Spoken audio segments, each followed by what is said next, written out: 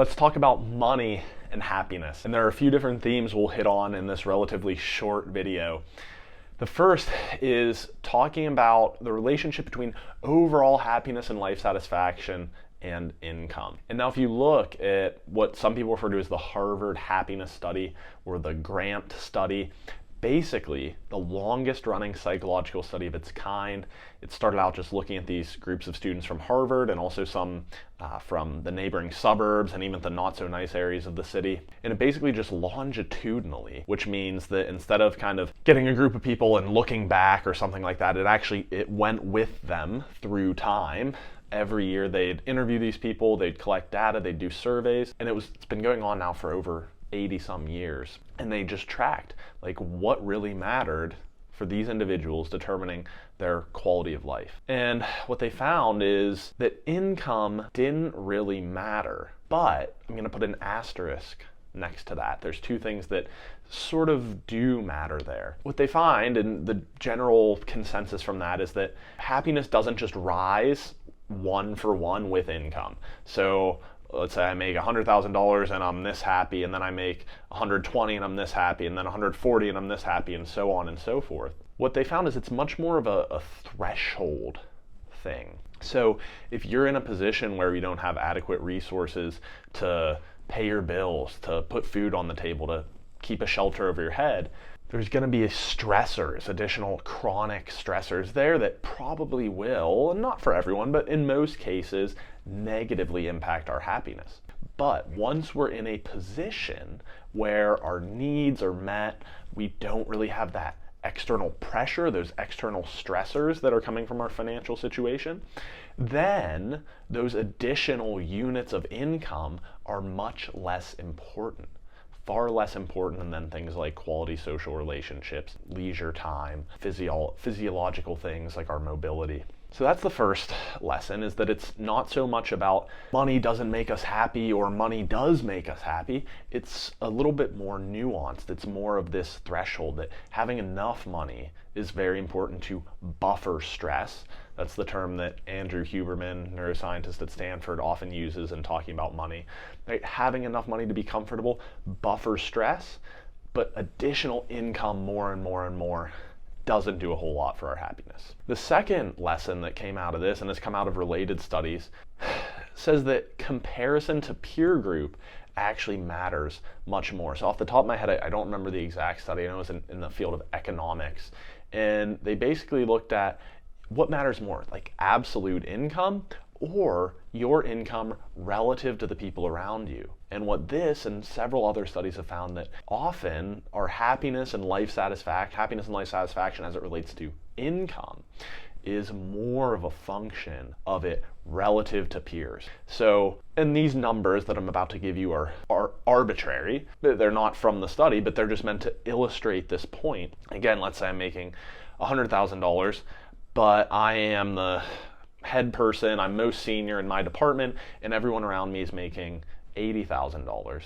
There's a very good chance that I will be more satisfied with my situation than if I were to move to a new company and be making $120,000, so $20,000 more, except I'm the lowest person there and everyone around me is making $150,000. Because again, what we find in the psychology and the economics literature as well, is that our kind of income and life satisfaction relationship is largely dependent on anchoring or comparing it to the people around us, right? So that's lesson number 2. So far we've learned that income and happiness is a lot more of a threshold thing, that having enough is important, and beyond that it doesn't matter so much. And we've learned that often our satisfaction comes from comparing our income to that of others. The final piece of this relationship between money and happiness, or income and happiness, is that even when we control for income, pro-social spending is one of the most beneficial ways to use our money to increase our happiness. Now there's two things I want to break down there. What is pro-social spending? Basically, pro-social spending is spending money on others, or spending money on kind of causes we care about. So it might be giving a gift to someone. It might be donating to charity. It might just be giving money away to someone and saying, I don't care how you use it, but I want you to have it, right? So it's this sort of compassionate or altruistic, spending on others, not spending to acquire things for ourselves.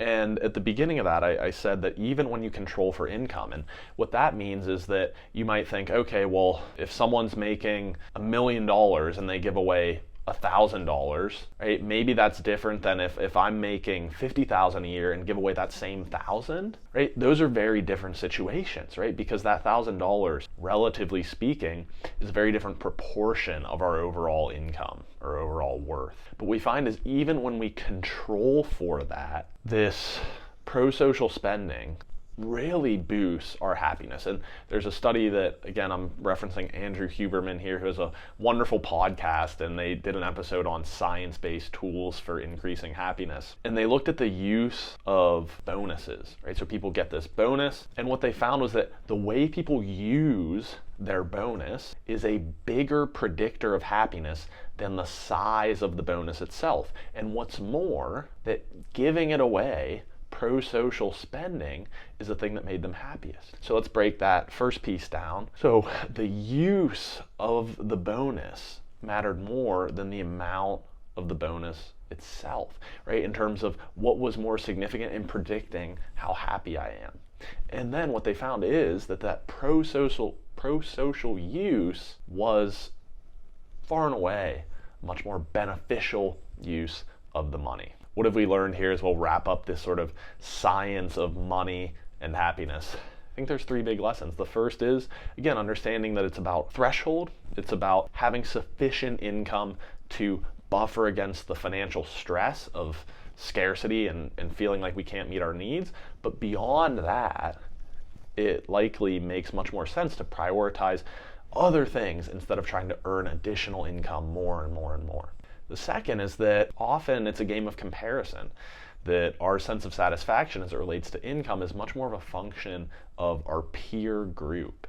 And then the third is that pro-social spending, if you think about a term I often use, which is happiness ROI, or happiness return on investment, how is the money and time I'm spending generating happiness for myself, right? Some of the things we do are kind of we say, that was such a waste of money.